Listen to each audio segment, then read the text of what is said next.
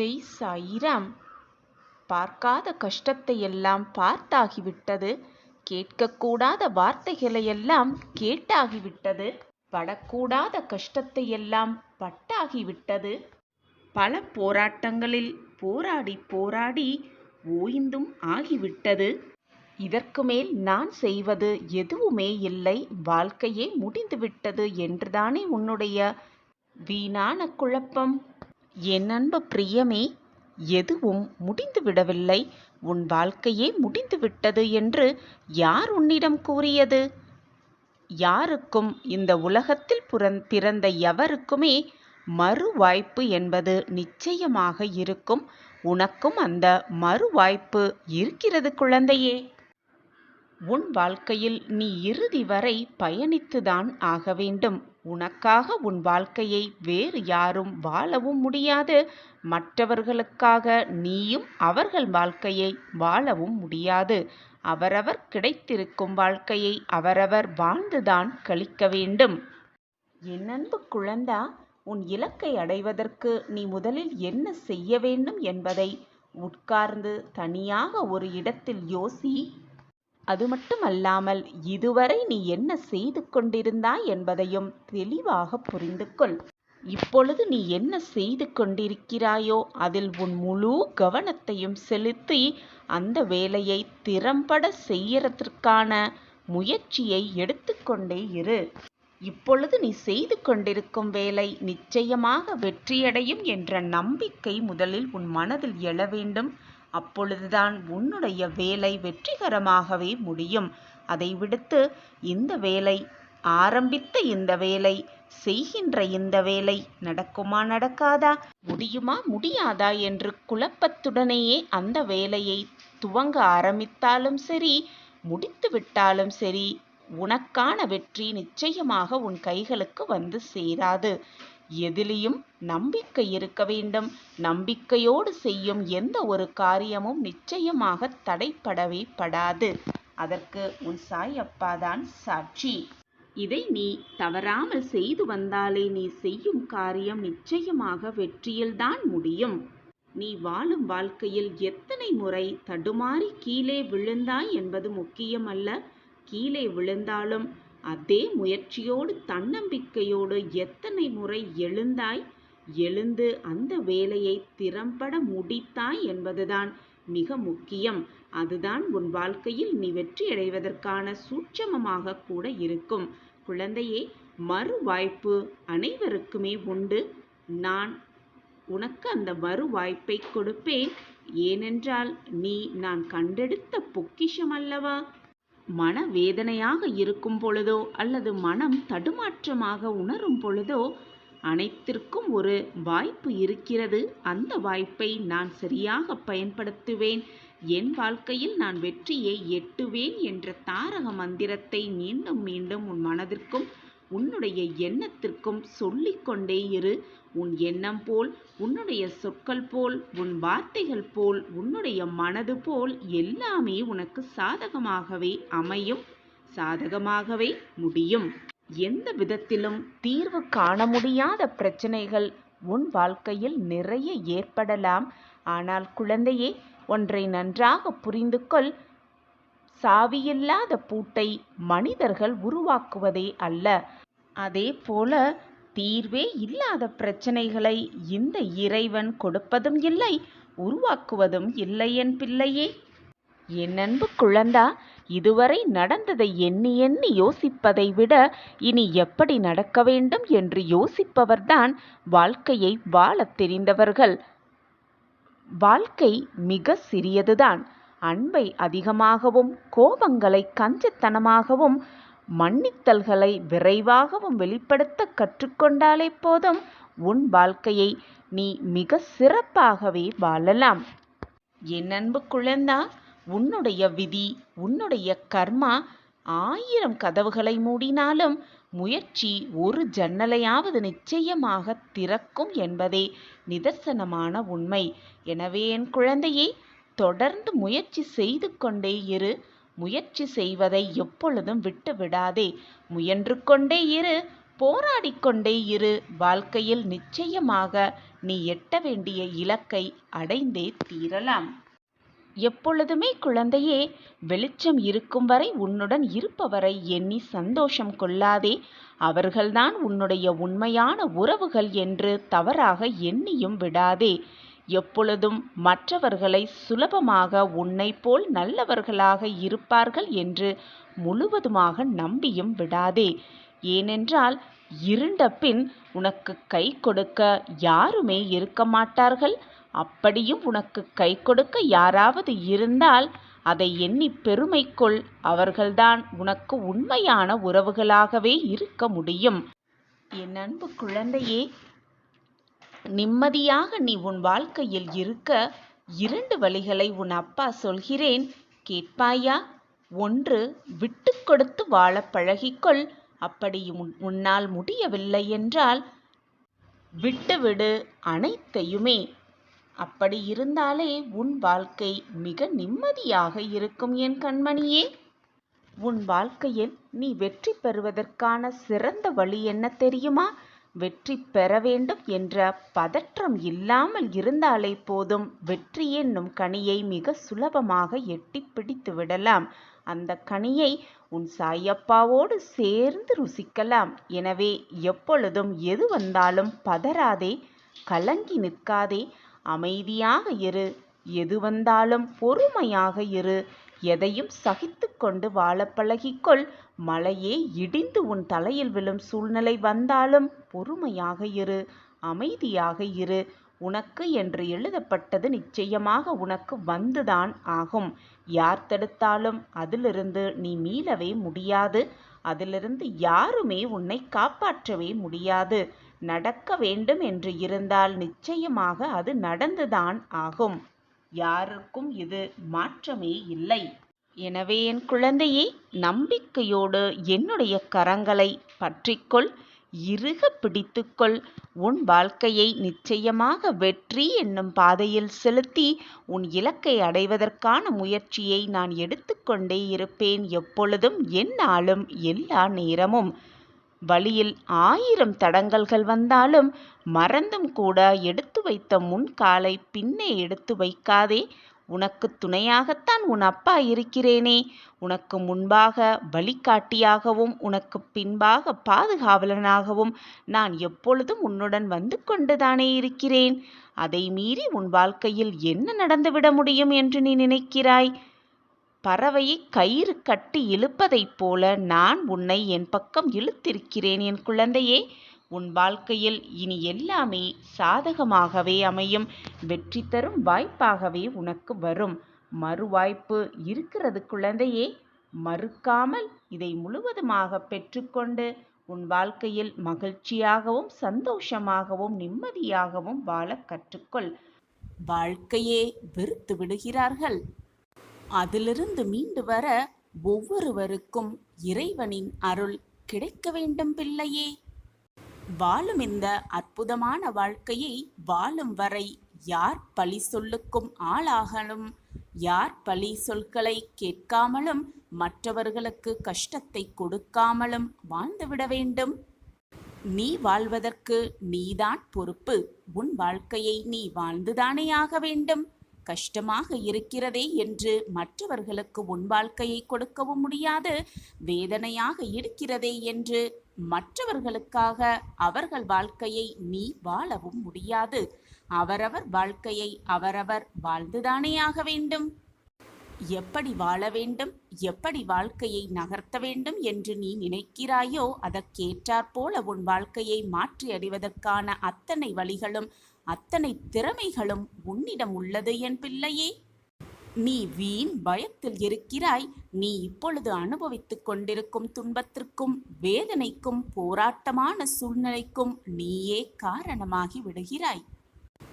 ஆதலால் எழுந்து நில், துணிந்து நில். எப்பொழுதும் துணிச்சலாக இரு, தைரியமாக இரு, துணிச்சலோடு இரு, துணிந்து நில். இதைதான் அடிக்கடி உன் சாயப்பா உனக்கு வலியுறுத்தி கொண்டே இருக்கிறேன். பிரச்சனைகளை பார்த்து பார்த்து பயப்படாதே. உன்னை பயமுறுத்தும் பிரச்சனைகள் ஒரு முடிவுக்கு வரும். நிச்சயமாக ஒரு முடிவுக்கு நான் கொண்டு வருவேன். நம்பிக்கையும் பொறுமையும் உன்னிடம் இருப்பதைப் போல துணிச்சலும் தைரியமான தன்மையும் உன்னிடம் அதிகமாகவே இருக்க வேண்டும். வீண் விவாதம் இருக்கவே கூடாது, பயம் இருக்கவே கூடாது. உன்னை சுற்றி நடப்பதற்கு என்ன செய்ய வேண்டும் என்ற முயற்சியை எடுத்துக்கொண்டே இரு, முயன்று கொண்டே இரு, போராடிக்கொண்டே இரு. போராடு, போராடிக்கொண்டே இரு. போராட்டத்திற்கு நல்ல தீர்வு சர்வ நிச்சயமாக கிடைத்தே தீரும். நீயே சுயமாக நின்று உன்னுடைய எதிர்காலத்தை உருவாக்க பழகிக்கொள். மற்றவர்கள் என்ன சொல்வார்களோ ஏது சொல்வார்களோ என்று மற்றவர்களை நினைத்து நினைத்து யோசித்து கொண்டே இருப்பதை விட உன் மனம் என்ன சொல்கிறதோ அதை கேட்டுவிட்டு உன்னுடைய பயணத்தை மேற்கொண்டே இரு. மற்றவர்களிடம் எதையும் கேட்கவும் வேண்டாம், பகிரவும் வேண்டாம். உன் சாயப்பாவிடம் அனைத்தையும் கொட்டிவிட்டாய் அல்லவா? உன் சாயப்பாவிடம் அனைத்தையும் பகிர்ந்து கொண்டு விட்டாய் அல்லவா? பின் மற்றவர்களின் சொல்விற்காகவோ வார்த்தைகளுக்காகவோ நீ எதிர்பார்த்து காத்திருப்பது வேண்டாத செயல்தான். அதே இடத்தில் உன்னிடத்திலும் உன்னிடமே உனக்கு நம்பிக்கை இல்லை என்றால் உன்னை யாருமே காக்கவே முடியாது. அந்த இறைவனை வந்தால் கூட காத்துவிட முடியாது. எனவே நம்பிக்கையை மட்டும் எந்த நொடியும் இழந்து விடாதே. உன் மீது தவறு இருக்கும் பட்சத்தில் மற்றவர்கள் மீது குறை சொல்வதை முதலில் நிறுத்திவிடு. குறை சொல்லவே சொல்லாதே. எதற்கெடுத்தாலும் பழியை மற்றவர்கள் மீது சுமத்தாதே. பழியை நாம் தான் ஏற்றுக்கொள்ள வேண்டும். நாம் செய்த தவறுக்கு நாம் தண்டனையை அனுபவித்துதான் ஆக வேண்டும். அனுபவித்தே தீர வேண்டும். மற்றவர்களை பார்த்து வீண் பழி சொன்னால் உன் வாழ்வில் எந்த மாற்றமும் ஏற்படாது. அதே போலத்தான் உன்னை பார்த்து மற்றவர்கள் வீண் பழி போட்டார்களும் அவர்கள் வாழ்வில் எந்த மாற்றங்களும் ஏற்படாது. ஒன்றை மட்டும் நன்றாக புரிந்து கொள் என் பிள்ளையே. உனக்கு வந்திருக்கும் பிரச்சனையை உன்னால் சமாளிக்க முடியவில்லை என்றால் நீ மிக தவறான பாதையில் சரியாக சென்று கொண்டிருக்கிறாய் என்பதை மிக துல்லியமாக சொல்லிவிடலாம். ஏனென்றால் அந்த அன்பால் உனக்கு எந்தவித பயனும் கிடைக்கப் போவதே இல்லை. உன் பிரச்சனைக்கு இரண்டு காரணங்கள் தான் இருக்க முடியும். நன்றாக புரிந்து கொள். யோசிக்காமல் நீ அனைத்தையும் செய்வதால் தான் உனக்கு பிரச்சனை வருகிறது. அது மட்டுமல்லாமல் எதையுமே செய்யாமல் வெறும் யோசனையோடு மட்டுமே இருப்பது, இவைதான் உன்னுடைய பிரச்சனைக்கு மிக மிக அதிகமான காரணமாகவே அமைந்து விடுகிறது. உன் சாயப்பாவின் வாக்கை கேட்டு அதன்படி நடந்து கொண்டுதான் இருக்கிறாய். இனியும் அப்படியே உன் வாழ்க்கையில் நடந்து கொண்டும் இரு. எப்பொழுதுமே நம்பிக்கையோடு இரு. தெளிவான மனநிலையோடு இரு. உனக்கான வழியை நீயே தேர்ந்தெடுத்து அதில் பயணம் செய். மற்றவர்களெல்லாம் பயணிக்கிறார்களே என்று நீயும் பயணித்தால் அது உன் வாழ்க்கைக்கான சரியான பாதையாகவே இருக்காது. உனக்கான பாதையை நீ தேர்ந்தெடுத்தால்தான் அதில் வெற்றி என்னும் சிகரத்தை மிக சுலபமாக உன்னால் அடைய முடியும். வெற்றி கனியை உன்னால் ருசித்தும் காட்ட முடியும். உன்னையே நீ மாற்றிக்கொண்டால் மிகப்பெரிய மாற்றம் உன் வாழ்வில் சர்வ நிச்சயமாக கிடைத்தே தீரும். உன்னப்பா சொல்வதை கவனமாக கேட்டு நடந்து கொண்டே என்றால் உன் வாழ்வு மிக பிரகாசமான ஜொலிப்பான வாழ்வாகவே இருக்கும். நல்ல விடியல் உனக்காகவே காத்து கொண்டிருக்கிறது. நீ மிக அதிர்ஷ்டசாலிதான். அதற்காகத்தான் உனக்கான நல்ல நேரம் வந்துவிட்டதை உன் சாயப்பா மூலம் அறிந்திருக்கிறாய்.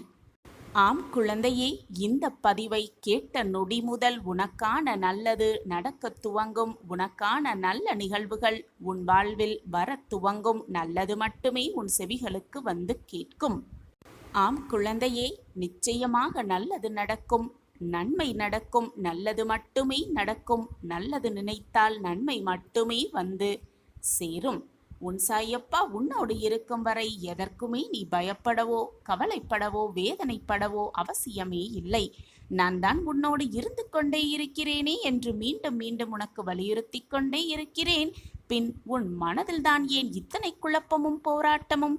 சாயப்பா இருக்க உனக்கு ஏன் மனக்கவலை? சில முட்கள் இருக்கவே செய்யும். நீ எவ்வளவுதான் கவனமாக நடந்தாலும் அது உன் காலை காயப்படுத்தவே செய்யும். அந்த வழியெல்லாம் தூக்கி எறிந்துவிட்டு நீ பயணித்தால் கூடிய விரைவில் மலர்கள் நிறைந்த சோலைவனமான பாதை உனக்கு கண்களுக்கு தென்படும். அந்த பயணத்தில் உனக்கு துணையாக உன் சாயி நான் எப்பொழுதும் துணை நிற்பேன் பிள்ளையே. நான் உனக்கு கொடுக்கப் போகும் தீர்ப்பு இறுதியான தீர்ப்பு. ஒரு கன நொடி போதும் உன் வாழ்க்கையையும் உன் விதியையும் மாற்றி அமைக்கும் சக்தி உன் அப்பாவிற்கு உண்டு என்று உனக்கு தெரியுமல்லவா? என்னை நம்பு, உனக்கு அனைத்தும் நல்லதாகவே நடக்கும். அளவில்லாத மகிழ்ச்சிக்கு உன்னையும் உன் வாழ்க்கையையும் கொண்டு செல்வதற்காகவே இத்தனை நாள் இத்தனை போராட்டங்களை நீ சந்தித்து கொண்டிருக்கிறாய்.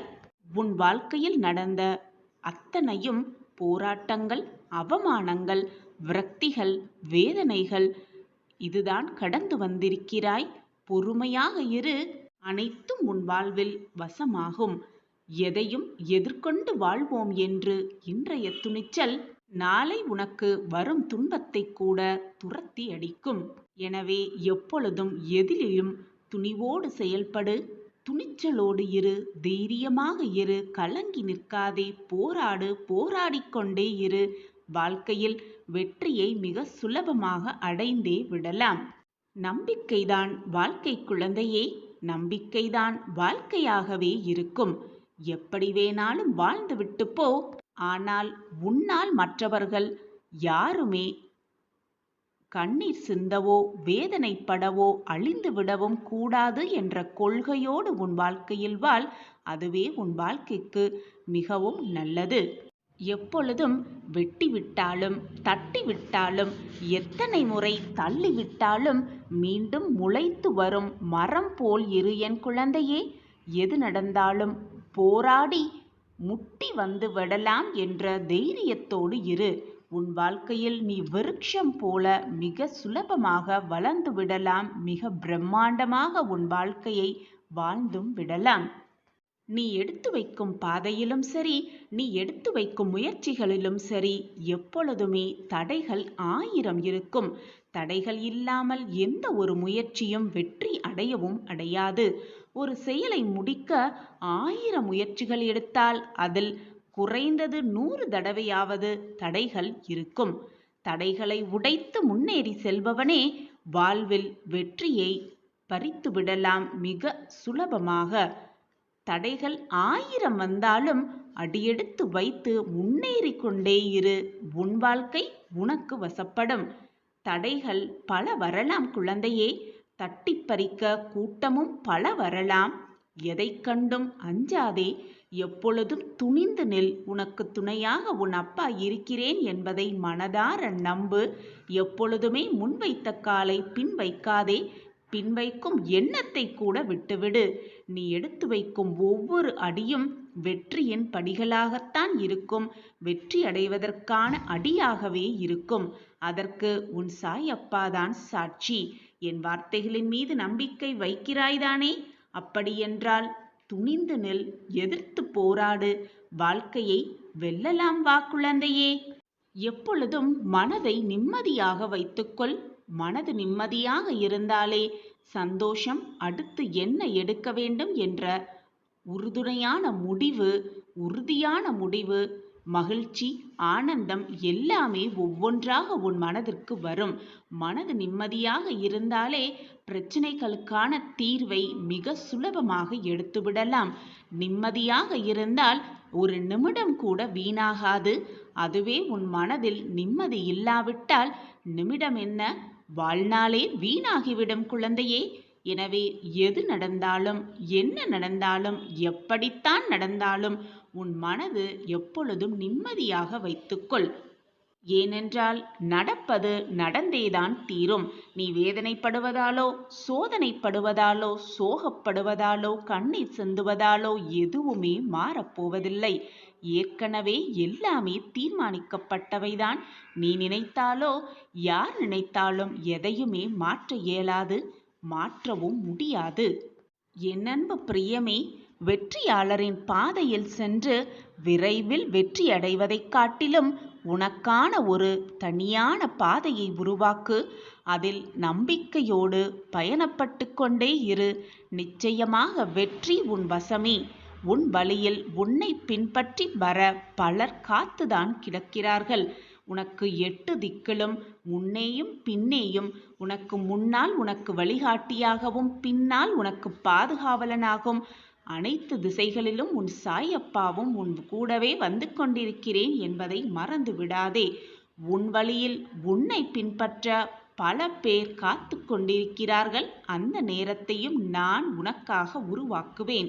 உன்னை கீழ்த்தனமாக பேசியவர்கள், நீ வேண்டாம் என்று உன்னுடைய அன்பை உதறி சென்றவர்கள், உன்னை ஏளனமாக பார்த்தவர்களுக்கு முன்னால் உன்னை கோபுரத்தின் உச்சியில் உட்கார வைப்பேன். உன் வழியை பின்பற்ற 1000 பேர் அந்த உன்னை ஏளனப்படுத்தினவர்கள் அனைவரையும் உன் பின்னால் வரவைப்பேன். உன் சாயிநாதர். இது உன் சாயப்பாவின் சத்திய வாக்கேதான். என் வாக்கு என்றுமே பொய்யாகாது. என்னை நம்பியவர்களை நான் எப்பொழுதும் விட்டு கொடுத்ததும் இல்லை, அவர்களை விட்டு சென்றதும் இல்லை. உன் சாயப்பாவை விட்டு விலகி போகும்படி நான் யாருக்கும் அறிவுறுத்தியதே இல்லை. எனவே போராடிக்கொண்டே இரு, நகர்ந்து கொண்டே இரு. பாதைகளில் 1000 தடைகள் இருந்தாலும் அதை தகர்த்து விட்டுதான் செல்ல வேண்டும் என்றில்லை குழந்தையே. தவிர்த்து விட்டும் செல்லலாம். எறும்பை போல் இரு. 1000 தடைகள் வந்தாலும் அதை முயற்சி செய்து கொண்டு தகர்த்து கொண்டே இரு. தவிர்த்து விட்டும் செல்லலாம். சில நேரம் சென்று வெற்றி என்னும் இலக்கை நிச்சயமாக எட்டி பிடிக்கலாம்.